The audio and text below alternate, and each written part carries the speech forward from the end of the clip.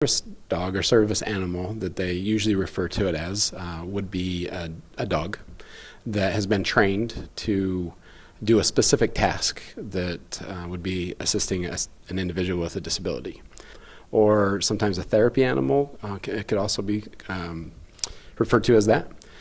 And those animals have not been trained necessarily. And there's a slight difference between an emotional support or therapy, but they're typically used in a way that helps to mitigate a certain thing that helps, like anxiety or stress or things like that, where it helps the individual to be able to function independently. So as far as housing is concerned, for both service animals and emotional support animals, there is no designated room or area that where they would be assigned to live.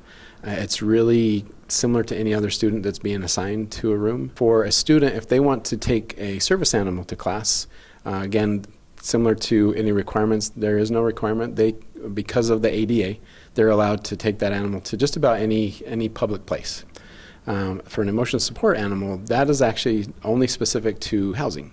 So they can take it, have the animal in their residence hall, but outside of that, it's not allowed. Service animals, they are essentially allowed to go just about anywhere. The only restriction that might come up would be in the case where having the animal there that may be a physical threat in some way.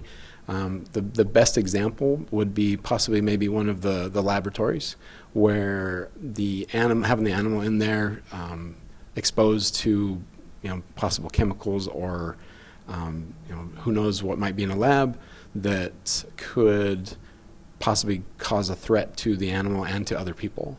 As far as emotional support animals, they're really not allowed anywhere else other than in the residence hall itself.